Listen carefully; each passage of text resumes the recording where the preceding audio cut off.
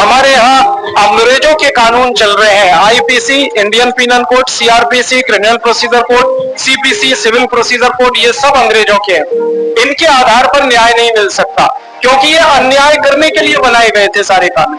ये कानून ऐसे गोल गोल जलेबी की तरह से है जिनको आप कभी पढ़कर समझ ही नहीं सकते। इन कानूनों का इंटरप्रिटेशन करने के लिए बड़े बड़े वकील लगते हैं अदालत में। मैं वादी और दूसरा प्रतिवादी, हमको वकील की जरूरत क्यों होनी चाहिए? मैं सीधे मेरी बात कहूं अदालत में, प्रतिवादी अपनी बात पे फैसला आना चाहिए। लेकिन ये कानून जो गोल गोल जलेबी की तरह से बनाए गए हैं, इनके धन चक्कर में वकील लगते हैं। हमारे देश की अदालतों में 3.5 करोड़ मुकदमे इस समय चल रहे हैं। एक वादी एक प्रतिवादी तो 7 करोड़ हिंदुस्तानी चप्पलें रगड़ रहे हैं न्याय के लिए, लेकिन फैसले नहीं आ रहे। अंग्रेजों ने टैक्स पता है कैसे लगाए थे? वो ये कहते थे कि भारत का आदमी कोई भी चीज का उत्पादन करे तो उसके उत्पादन पर ही टैक्स लगा दो, एक्साइज ड्यूटी। फिर उस उत्पादन को बेचने के लिए बाजार में जाए तो बेचने पर टैक्स लगा दो, सेल्स टैक्स। फिर बेचकर मुनाफा कमाए तो उसके मुनाफे पर टैक्स लगा दो, इनकम टैक्स।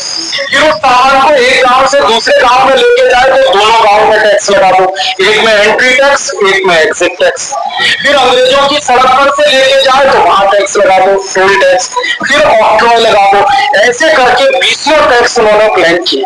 आजादी के 62 साल के बाद ये टैक्स क्यों चलने चाहिए? क्योंकि अंग्रेजों ने तो लूटने के लिए लगाए थे, तो हम खत्म करना चाहते हैं। सारे टैक्स खत्म कर दो, हिंदुस्तान का हर आदमी ईमानदार हो जाएगा, क्योंकि बेईमानी इस देश के लोगों को टैक्स डिपार्टमेंट ने सिखाई है। हमारे देश में राजस्थान नाम का एक राज्य है, वहां एक सरकार चला करती थी थोड़े दिन पहले, भारतीय जनता पार्टी की। वसुंधरा राजे सिंधिया सरकार ने राजस्थान में एक फैसला किया। फैसला क्या किया? गांव गांव में शराब की दुकानें खोली जाए, हर व्यक्ति को शराब में डुबो दिया जाए। ये उनकी नीति और ये उनका फैसला। किसानों ने इसका विरोध किया और किसानों ने कहा कि हमको गांव में शराब नहीं चाहिए, पीने का पानी चाहिए।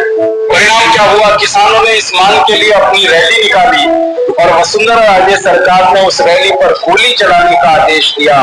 14 किसान एक स्थान पर तत्काल मारे गए। ऐसी हमारी पुलिस व्यवस्था और ऐसी हमारी राज्य व्यवस्था। एक और उदाहरण देना चाहता, एक अंग्रेज अधिकारी इस देश में आया, उसका नाम था डलहौजी। उसने किसानों से जमीन छीनने के लिए एक कानून बनवाया। उस कानून का नाम है लैंड एक्विजिशन एक्ट। उस कानून में यह व्यवस्था की गई कि किसानों की सारी जमीनें छीनकर अंग्रेजी ईस्ट इंडिया कंपनी को दे दी जाए और अंग्रेज सरकार को दे दी जाए। डलहौजी ने एक एक दिन में 21-21 हजार किसानों से जमीनें छीनी। लैंड एक्विजिशन एक्ट अंग्रेजों की संसद में पारित हुआ, भारत में उसको लागू करा दिया गया।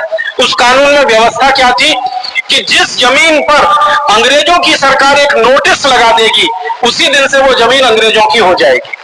कोई किसान हजारों साल से जिस जमीन पर अपना घर बनाकर रह रहा है, हजारों साल से उसके पुरखे और वो उस जमीन पर हल जोत रहे हैं, लेकिन अंग्रेजी सरकार का कानून ये कहता है कि कल अगर उस पर नोटिस लग जाए सरकार का, तो जमीन तुरंत वो किसान को छोड़ देनी पड़ेगी और सरकार को दे देनी पड़ेगी।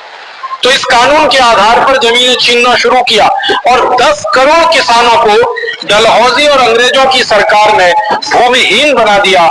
लाखों करोड़ों एकड़ जमीन उनसे छीन ली। मुझे ये कहते हुए बहुत अफसोस होता है, 50 लाख एकड़ से ज्यादा जमीन किसानों से छीनी गई इस कानून के हिसाब से।